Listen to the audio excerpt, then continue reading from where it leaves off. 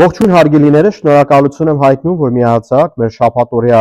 Աստվածաշունչի սերտողությանը։ Շնորհակալ ենք բոլոր մեր հետևորդների համար, որ արդեն մեզ հետևում են ամիսներ շարունակ։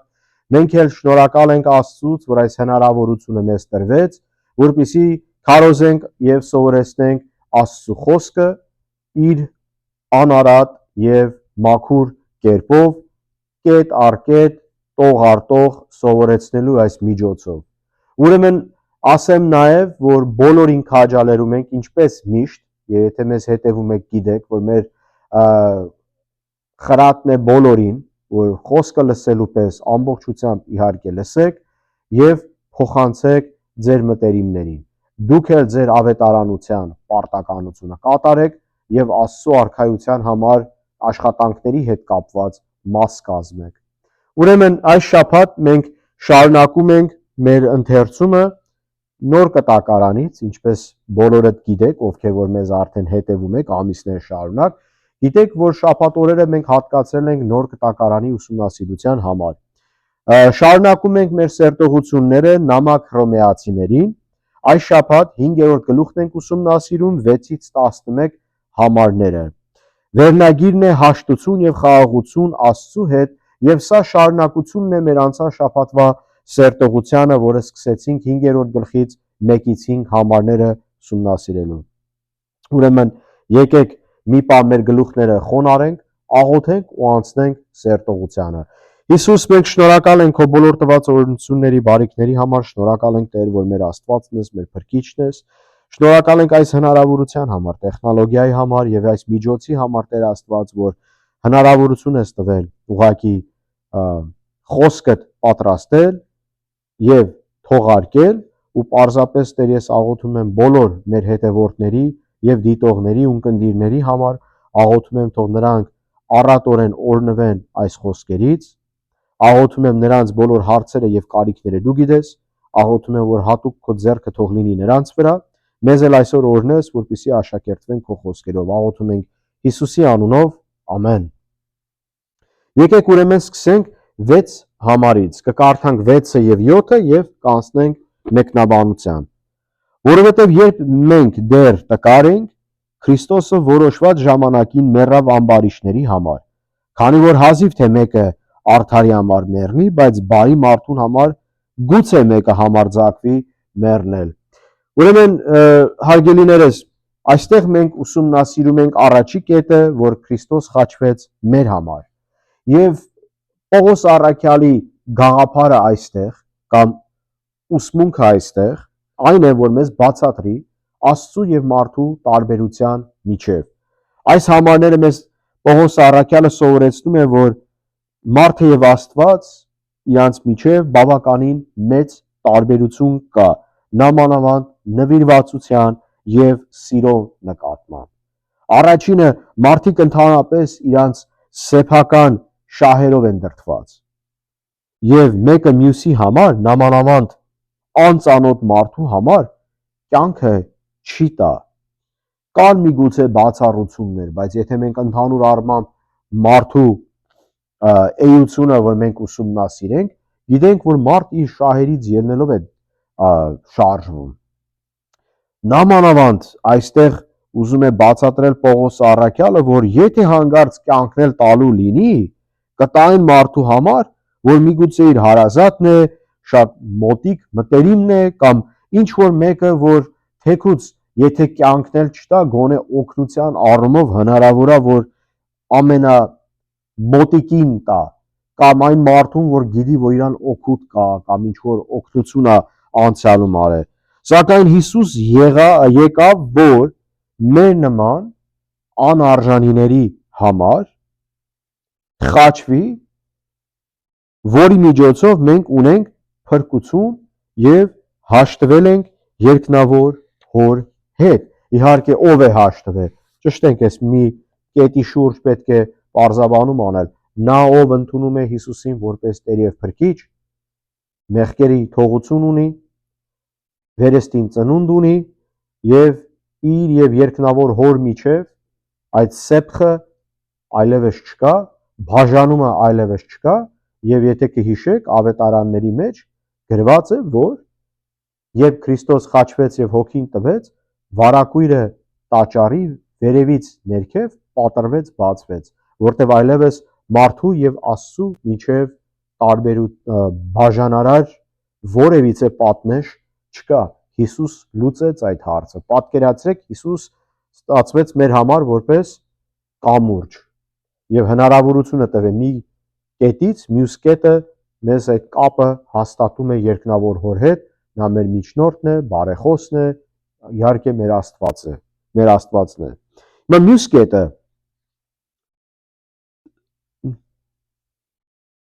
սեր մեղավորի համար 8-րդ համարը եկեք ուսումնասիրենք, գրված է այստեղ Աստված մեր նկատմամբ իր սերը հայտնեց, երբ մենք դեռ մեղավոր էինք։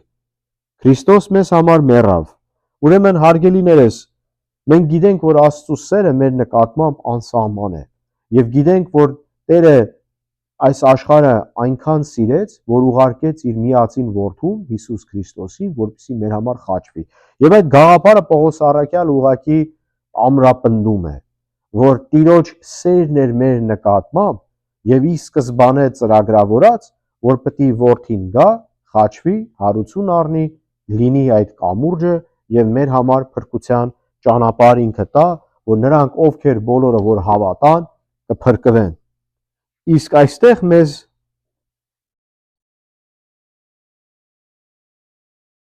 երրորդ կետին է բերում հասցնում, ուրեմն 9-ից 11 համարները,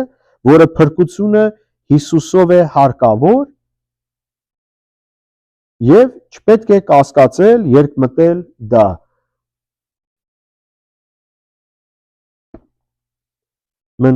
Ապա որքան առավել հիմա, երբ նրա այրունով արդարացած ենք, նրա բարկությունից փրկված կլինենք, որովհետև եթե այն ժամանակ, երբ թշնամի էինք Աստծուն, նրա հետ հաշտվեցինք իր որդու մահով, ապա որքան առավել կփրկվենք նրա կյանքով, երբ հաշտվել ենք,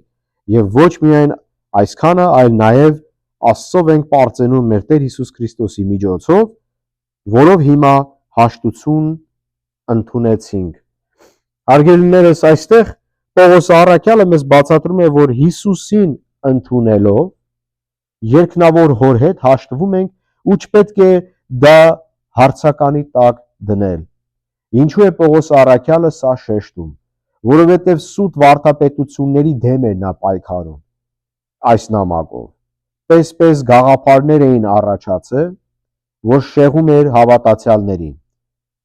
Եվ նրա նպատակն է հավատի սկզբունքները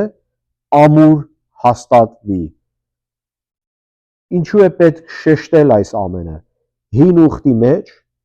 փրկությունը կատարվում էր գործերով։ Անընդհատ գործեր պետք էր անել, անընդհատ զոհեր պետք է կատարվեր, որովհետև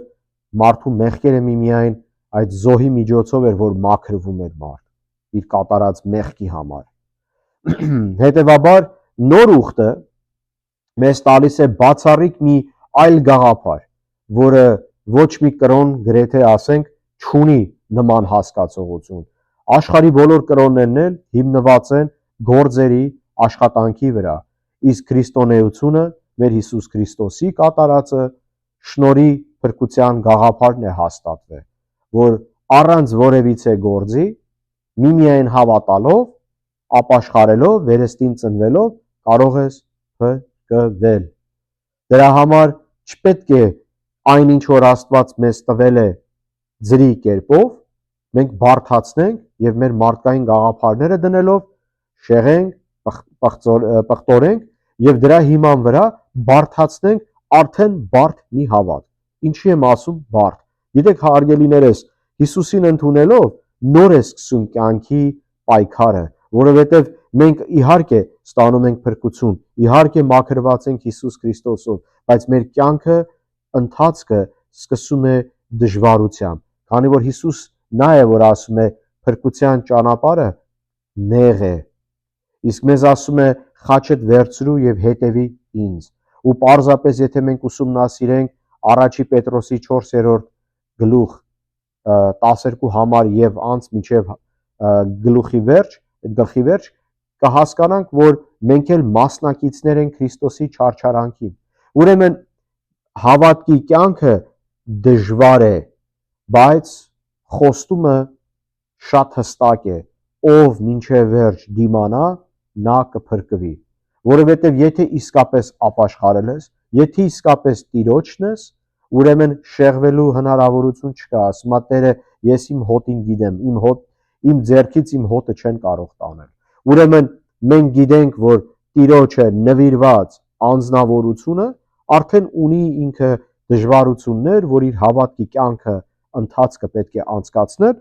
ու այս սուտ վարդապետությունները ավելորդ դժվարություններ էին բերում, ավելորդ խնդիրներ էին բերում, շփոթություն էին բերում, եւ եթե կհիշեք, ովքեր որ ուսումնասիրում են Տիրոջ խոսքը, գիտեն, որ Հիսուս Քրիստոս օրինակ տվեց մանանեխի հատիկի եւ ասեց մեծ ծառ է դառնում, այդ ծառի վրա էլ թռչուններն են հաստատվում։ Այդ թռչունները սատանու մասին է եւ չարի մասին է, ու պարզապես երկնքի արքայության եւ եկեղեցու մեջ կոնկրետ լինում են բազմաթիվ այսպիսի չար ազդեցություններ, մարդիկ ովքեր վնաս են ուզում պատճառեն, ու պարզապես սատանեն ինքը չի ուզում, որ հավատքը մաքուր եւ անարատ կերպով